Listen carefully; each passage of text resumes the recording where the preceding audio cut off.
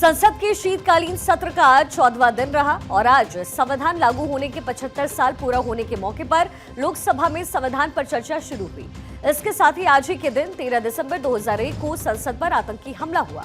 23 साल पहले संसद पर हुए इस हमले की बरसी पर आज लोगों को याद किया गया और चर्चा की शुरुआत से पहले दोनों सदनों में हमले के दौरान शहीद लोगों को आज सदन के अंदर श्रद्धांजलि अर्पित की गई।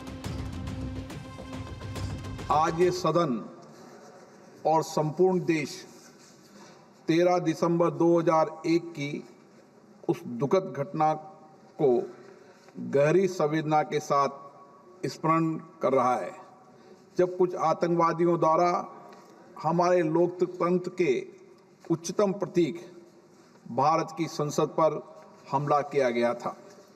संसद परिसर की सुरक्षा में तैनात हमारे सतर्क सुरक्षा बलों ने अदम्य साहस और वीरता का परिचय देते हुए इस हमले को नाकाम कर दिया था। ये सभा 13 दिसंबर 2001 के आतंकवादी हमलों के दौरान संसद की रक्षा करते हुए वीर गति को प्राप्त सभी महान शहीदों के सर्वोच्च बलिदान के प्रति अपनी विनम्र श्रद्धांजलि अर्पित करता है और उनके परिवारजनों के प्रति अपनी गहरी संवेदना व्यक्त करती है। वहीं आज सदन में संविधान पर सभी दलों ने चर्चा भी की, तो साथ ही लोकसभा में आज की चर्चा के दौरान मंत्रियों ने प्रश्नकाल के दौरान पूछे गए सवालों का जवाब दिया। वहीं आज लोकसभा में रक्षा मंत्री राजनाथ सिंह भी चर्चा का हिस्सा बने, जहां उन्होंने संविधान पर चर्चा में हिस्सा लिया। इस दौरान रक्षा मंत्री राजनाथ सिंह ने कश्मीर का जिक्र करते हुए संविधान पर बातचीत की और बताया कि एक दौर ऐसा था जब देश के ही एक राज्य में संविधान लागू नहीं होता था, लेकिन अब वो दौर गुजर चुका है। इस देश में एक ऐसा राज्य भी था जहां देश का संविधान लागू नहीं होता था, संसद के कानून भी पूरी तरह लागू नहीं होते थे।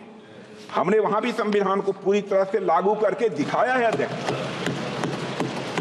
और आज पूरा देश उस निर्णय का सकारात्मक परिणाम अपनी प्रत्यक्ष आंखों से देख रहा है।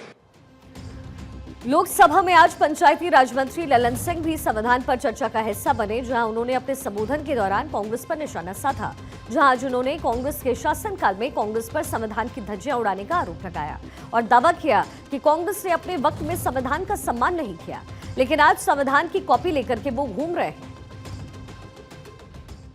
100 चूहा खा के बिल्ली चली हज करने के लिए।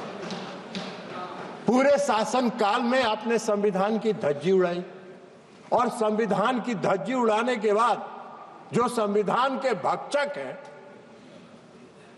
वो आज संविधान का कॉपी लेके घूम रहे हैं, जैसे लगता है कि कितने बड़े संविधान के रक्षक। आपको संविधान की प्रति लेके घूमने का हक नहीं है, और जब आप संविधान की प्रति लेके घूमते हैं तो इस देश की जनता हंसती है। रामविलास पासवान की लोक जनशक्ति पार्टी की सांसद शांभवी ने भी संविधान पर चर्चा में हिस्सा लिया। 25 साल की युवा सांसद शांभवी ने चर्चा के दौरान संविधान की ताकत का जिक्र किया और अपने संबोधन में ये बात उठाई कि संविधान की ताकत है, जिसकी बदौलत एक 25 साल की युवा सांसद आज संसद में महिलाओं की आवाज बनकर के उभरी है। संविधान सिर्फ आर्टिकल्स और प्रिंसिपल्स नहीं है, ये एक ग्रंथ है। ये आम आदमी का भरोसा है, ये आम आदमी की आस है। ये इस देश के नागरिक को वो महसूस कराता है कि वो स्वतंत्र है, सशक्त है और सुरक्षित भी है। इस संविधान की ताकत ही है कि आज इस 25 साल की युवा महिला सांसद इस सदन में महिलाओं की आवाज बनी है। इसके साथ ही आज संसद में कन्नौज से सांसद और समाजवादी पार्टी के अध्यक्ष अखिलेश यादव भी लोकसभा में चर्चा का हिस्सा बने। चर्चा के दौरान अखिलेश यादव ने सदन में संविधान के साथ साथ जाति जनगणना का मुद्दा उठाया। अपने संबोधन में अखिलेश यादव जाति जनगणना का समर्थन करते हुए नजर आए और उन्होंने ये दावा किया कि जाति जनगणना लोगों को आपस में जोड़ने का काम करेगी। हम लोग तो उस पक्ष के धर लोग हैं, अगर आप करा सकते हैं तो आप कराइए। नहीं अध्यक्ष महोदय, जब कभी भी हम लोगों को मौका मिलेगा तो जाति जनगणना कराने का काम हम लोग करेंगे। जाति जनगणना कभी जाति में भेदभाव नहीं बढ़ाएगा अध्यक्ष महोदय। जाति जनगणना जातियों के बीच दूरियां कम करेगा और तमाम हमारे ऐसे समाज के लोग जिनको न्याय नहीं मिला, जिनको अधिकार नहीं मिला है, अध्यक्ष महोदय कम से कम जाति जनगणना के बाद उन्हें अधिकार और सम्मान दिलाने का काम भी हो सकेगा।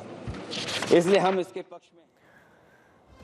अब इसके साथ ही आज सदन में चर्चा के दौरान विदेश मंत्री डॉक्टर एस जयशंकर ने भी प्रश्नकाल में पूछे गए सवालों का जवाब दिया।